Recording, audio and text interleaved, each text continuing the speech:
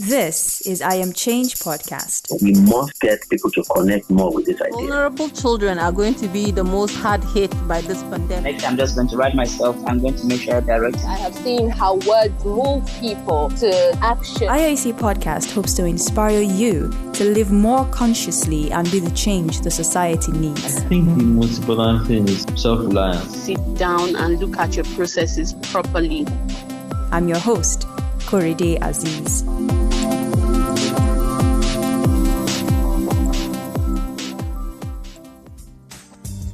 The day before Benin Republic's legislative elections on 28 April 2019, citizens complained that the popular social media and messaging apps weren't working smoothly. NetBlocks, an Internet Freedom and Governance organization, confirmed that the restrictions were real. Similar shutdowns and restrictions were noted in Cameroon, the Democratic Republic of Congo, and Malawi, all related to ongoing elections in those countries. This is only one of the many ways African governments have violated or shown lack of interest in the digital rights of their citizens. For many of us, losing internet connectivity for a day or having our favorite social media platforms disrupted for a couple of hours will be annoying. But should we be more concerned about the implications of such events, especially when they happen during elections or vote counting? To help us answer these questions, I spoke with Gbenga Sesan, Executive Director of Paradigm Initiative. CNN listed him as one of the top 10 African tech voices on Twitter, and Ventures Africa listed him as one of 40 African legends under 40. I was curious about what makes Gbenga as passionate as he is about digital inclusion and digital rights in Africa. So I asked him about his experiences before he became Executive Director of Paradigm Initiative. In my third year in high school, I was denied access to a computer lab because the reason was because there were only two computers, and the teacher was scared that we were going to destroy it if we didn't know how to use it. So he basically made it possible for those who knew how to use it to come in, and those who didn't, he just sent them off. And his works to me were quite sharp. Don't forget, I was about 12 or 13. I was highly impressionable, very convinced that I was one of the smartest people on earth. And then a teacher looked me in the eye and said, computers are not people like you. You can't understand how to use them. But the good thing is it planted a seed in me, and it got me curious about computers. It made me literally force my parents' hands to send me to a computer school where, incidentally, because I did pay for the beginners class, we used typewriters instead of computers. But good news is, while there, I got a bit stubborn with not staying in my own class, going to listen in to the other sessions. And then one of the days, laid my hands on a computer, practicing, I think it was GW Basic or Q Basic that they were being taught. Mm-hmm. And then the computer started making noise. This was the days of DOS, by the way. This was exactly 1994. This computer started making noise, and I remembered that they added in class that they were taught, the senior class was taught Alt Control Delete to shut down a computer. And so I did it, and as I did it and I was raising my hands, fist in the air, thinking, yes, I'm a genius, I turned around to see the owner of the computer institute behind me, and I thought I was dead, literally. Okay, now he's going to kill me for, first of all, I was outside my class where I hadn't paid. But he was kind enough to invite me to his office and then said I should come every weekend and he would teach me personally so that I would not destroy his own computers. And I think that kind of tells the story of two different kinds of teachers I met in my life. The one who looked at me and said, you can't, and the one who saw the fire and decided to literally put fuel in the fire. I told myself at the time that when I learn how to use this thing, I'll teach other people so that I don't face the kind of embarrassment that I faced. So that kind of came back to me. So I decided I was going to work with a non-profit for 1 year, do my NYSC, and then go on to my dream company, which was Schlumberger, the oil servicing company at the time. Who didn't like money? Yeah. Of course I went there. So it started with junior achievement. I spent 1 year working for a non-profit, and I was loving it. Around the time, I won the IT Youth Ambassador Award, which was, 100,000 naira plus a lot of visibility and all that. So all of these things came together, and I decided to stay on a bit more at junior achievement. So then 1 year became 2 years, then it became 6 years. Wow. And I led something for them called the Lagos Digital Village, which was in Ibutimeta. a partnership between Lagos State, Microsoft, and Junior Achievement. And I wanted to do something that was 100% focused on IT. So I then decided to take a break. February 13, 2007, I put in my resignation and I took a break, went for a fellowship, the Desmond Tutu Fellowship. And on my way back to Nigeria, I started scribbling a few things in the airplane. I had about $4,000 in savings from consulting then, and I thought it was a lot of money. So I decided to start an initiative in Nigeria, which before then was already existing as a mailing list. It started as Black Pioneers mailing list, it became E-Nigeria mailing list, then became, I don't remember the other name before Pride Initiative Nigeria. So that's how things started. And 4 years into our work, in fact, not even 4 years, 2 years into our work, I realized that no matter how much we train young people, if the policy environment is wrong, then we will be wasting our time. So that's when I got interested in cybercrime in 2008. And eventually in 2013, I realized that the problem in Africa is not just about the one law on cybercrime. It's about all of the bad laws that lead to the environment of oppression and violation of rights and things like that. And coincidentally, I was invited to a meeting to focus on digital rights that same year. I mean, many things happened. I was invited to a meeting in DC about digital rights. I got funding for work on digital rights. And I met with the National Security Advisor in Nigeria, who I told many things. Like, I don't like this about Nigeria. I don't like that about your laws and how you are using terrorism as an excuse and things like that. And they asked me one question in that meeting. What exactly do you want? So all of these things came together, and I decided, what? Maybe I should do what I normally do best, which is to put this idea into a program that an institution can run. And that's how our digital rights program started. So now about digital rights and the Digital Rights Bill. The bill has been dragging on for so many years. Why do some people find it so problematic? I mean, who has the most problems with the Digital Rights Bill and why? So I think it's very clear that anyone who is focused on security as an opportunity to get a big budget will not be a very good friend of of legislation that says you have to focus more on rights and less on using security as an excuse. But having said that, I think, the onus also, rests on us as the advocates for this idea that we must, get people to connect more with this idea. Not many people will prioritize rights over their next meal. If you said to someone, between getting your digital rights and getting lunch today, which one, of course, everybody would choose lunch. Even I would choose lunch, right? Unfortunately, because you want to survive. But it is our job as rights advocates and activists and enthusiasts to then create the relationship between rights and lunch. Now, that is the reason why I would even consider rights in the first place, because I know that if people's rights are violated, it means that their humanity is eroded. It means that their opportunity to even rise and go for the resources that will give them their next meal will also be affected. Absolutely. So that's where the work is. So I think it's not as much as who is against, but as much of how many people are not yet for it. And that's where we have our work cut out for us. It's very easy for someone who isn't a blogger or a journalist or maybe who isn't very active online to dismiss the Digital Rights Bill or digital rights in general as something that's not important for them. But it's not correct to believe this, right? Sure. So if I'm not a blogger or a journalist, why should I care about digital rights? Why is it so important for the average person? Okay. So apart from the fact that I'm more than happy to share something I've written about this, which is a bit comprehensive, and it was actually even published by the Guardian. I think that the first thing we need to realize is that this is digital age, right? Yeah. There's nothing that you do. Nothing has even shown us that more than this pandemic. Everything is now digital. Mm-hmm.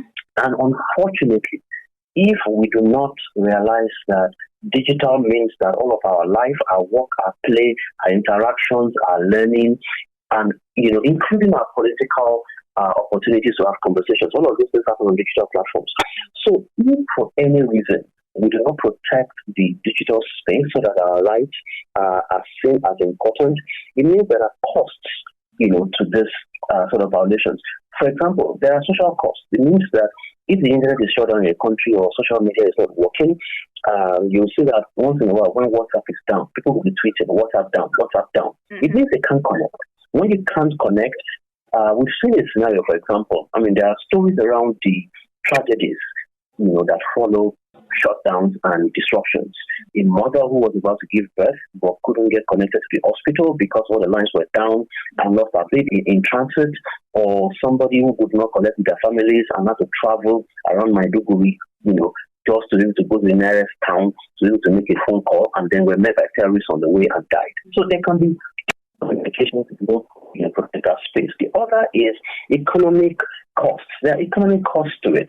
If rights are violated, it means that government is spending unnecessary money, procuring equipment. One of the things that I think people can understand is that every year, and this is something we've been doing since 2013, every year there are billions of naira budgeted for spying equipment by the government of Nigeria and many governments across Africa. This is money that could be used for healthcare. This is money that could be used for education. This is money that could be used for, many things that is now being spent on monitoring because they want to violate rights in that space. And so there's so much that can happen. And unfortunately, I think the biggest lesson here is that if we don't create a level playing ground where everyone has their, everyone will literally have our rights in place, it means that when we fall foul of the people in charge of power at the time, we'll be in trouble. Don't forget, Dasuki was at some point the National Security Advisor in Nigeria. Yes. He held the power. He made sure anybody who was to be arrested got arrested. In fact, if there was someone he didn't like, he could get them arrested if he wanted. Mm-hmm. But when his principal lost power, when PDP lost, he was removed. Not only has he been removed, now he's singing a tune of digital rights activists and saying, I want you to respect my rights, I want my own rights respected and things like that. So the table turned. Yeah. Unfortunately, the only way to make sure the table is a round table that everyone benefits is to avoid the sharp edges of violation. So this is one reason, one other reason why everybody should care. Absolutely. So for young people who are concerned about how to protect their digital rights, how do you suggest they go about it? How do they join the fight? I think the place to start from is understanding, right? Because if you don't know how it affects you, then you sing the tune of other people. But if you understand that, okay, my own is that I want to continue learning online without disruption, or mine is when I'm talking to my friends, my spouse, my boyfriend or girlfriend, or anybody I'm talking to, I want to make sure that the connection is constantly working. I don't want disruptions, or I want economic opportunities, and I don't want the clampdown of government to affect me or things like that. From that angle, you can then speak about demanding your rights. And moving from understanding then to actually documenting what's going on. So one of the challenges that we have is that history can easily be manipulated if a record is not kept. So, for example, some people say things like, oh, the government before never did anything bad. It is this government that is doing something bad. Hello, we kept records from 2013 to date, and we can tell you that every government since 2013, before then, we have some scanty details. But from 2013, we've kept accurate records, and we know that everyone who's been the leader of this country since 2013 has signed a budget that has provisions for mass surveillance and that has the potential of being abused for rights violations. And so keeping records is important, but also apart from, knowing where the shoe hurts you, knowing to keep records, is also to speak up. Don't just keep quiet when things happen. We seem to belong to a generation that keeps quiet until the first person speaks up. And I don't even think it's a generational thing. I think it's just human. Everybody doesn't want to rock the boat, but once one person rocks the boat, we all then say, yes, I wanted to say it, and things like that. So I think it's important to speak up. I think most importantly is that we need to stop waiting for others to take action for us. Mm-hmm. There's a sense of outsourcing activism and advocacy to people that we think are the ones in charge. Paradigm is working on the platform. We hope to release the beta by the end of the year that will allow anyone to be able to report any incident so that, someone from the other side on the back end can then assign it, and, our legal partners can take action and things like that. But even until then, do something. You can do something as small as speaking up, something as small as documenting and sharing with with a lawyer who can take action, or doing something even as small as just, somebody writes about it, just retweet it, give that person's voice augment their voice a bit so that what they are saying can be heard. So earlier, you made mention of government spending so much on equipment to spy on people, on the citizens. But why is it so important for government to do this? I mean, why do they spend so much trying to find out or trying to keep tabs on what everybody is doing? So a lot of politics and governance in the world, not just in Africa, is about control. Nobody wants to lose elections, but also a lot of leaders want to know what's going on, and they want to, unfortunately, be on top of things, even if it means doing it illegally. Of course, in many environments, they're not able to do that because they're under the watchful eyes of many people. But the important thing is to realize that every government has an agenda, and if there is something that will help them pursue that agenda, they would likely take advantage of. They will likely do that thing. So don't forget that I'll give you a practical example in Nigeria where there was change in power in 2015. The same government today was in opposition then and was being harassed by the security services, by the government of Goodluck Jonathan. Today, the same government is overseeing the harassment of many other people by the same state security services. So you then ask yourself that is this about who's in charge? Of course it's not. Is it about the institution? Of course it's not. It's about control. It's about the fact that the levelers of power will always be held by those who do not want to lose out. And that's why it's important to know that governments will always invest in what will help them. Many times they'll give excuses. I mean, Ethiopia will give excuses and say things like, we are shutting down the internet because we don't want children to cheat in their exams. And this is quite laughable when you really think of the purpose of education and exams. But apart from that, you also see excuses of terrorism, excuses of protest, and now recently you've had excuses of fake news. We don't want people to die from a pandemic because people are sharing false information. Maybe they will die. Many times these decisions are made to protect this government, representatives themselves, not really the people, the citizens as they claim.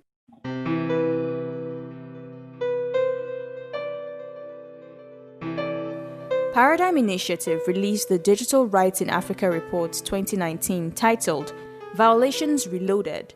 Government overreach persists despite increased civil society advocacy. The report gives an in-depth analysis of the state of digital rights in Africa and examines violations such as internet disruptions, illegal surveillance, arrest of bloggers, and the passage of hurtful legislation, amongst others. Based on this report, Paradigm Initiative produced a short film titled Training Day. It's a 19-minute film intended to highlight the problems identified by the report. You can watch the film for free on YouTube. I'll leave you a link in the description so you can watch it right after listening to this podcast. Protests have broken out in parts of the city over the government shutting down the internet. You applied for a job, but you do not know what the company does? These guys do effective work at monitoring and scrubbing communications across the continent. There is an office bet on how fast you can get a series of names from our friend. I put my money on you to split that in half. Was I wrong?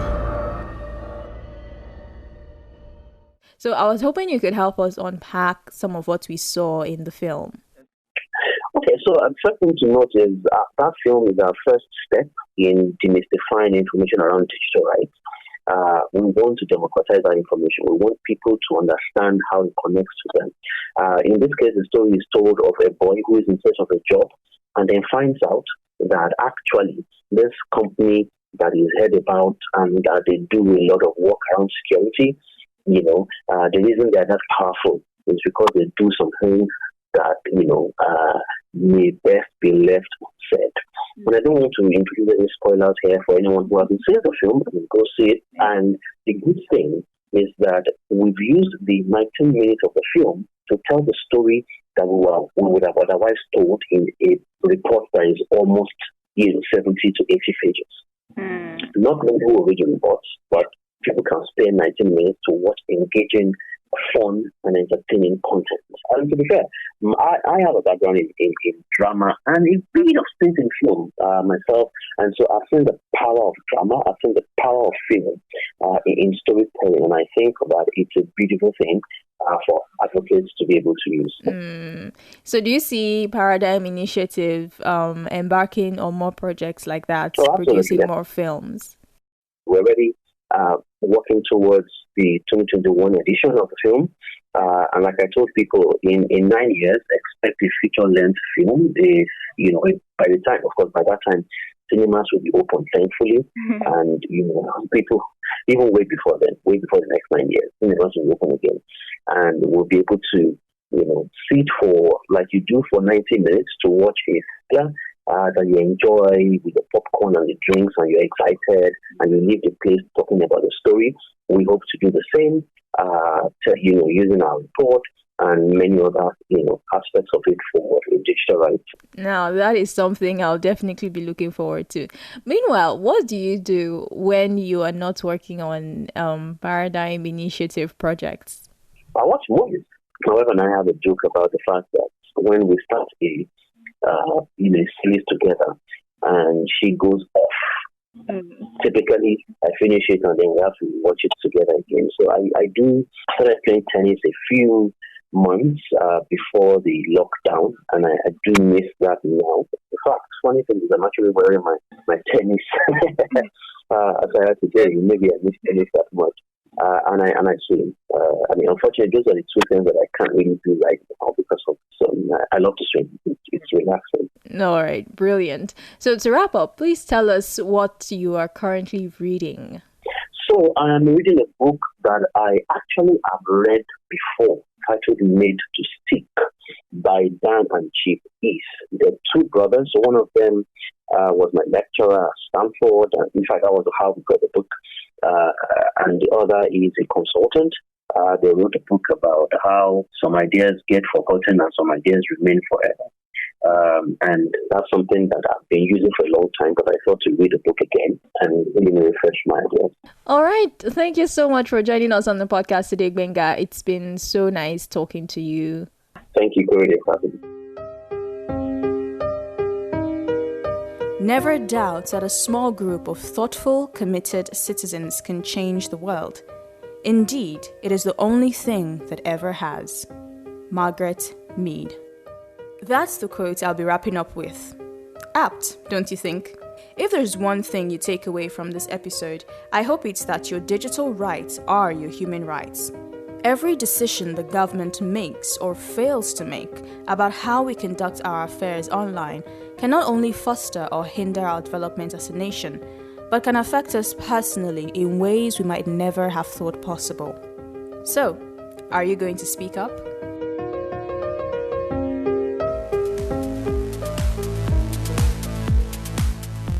Thank you for listening. IAC Podcast is on Facebook, Twitter, and Instagram. On Twitter, we are at IAC_podcast. On Facebook and Instagram, we are at IamChange Podcast. Share this podcast with your friends. And please rate IAC Podcast on Apple Podcasts, SoundCloud, or wherever else you listen to podcasts. That way, more people can find us. Until the next episode, continue to be the change you want to see. I am Korede Aziz.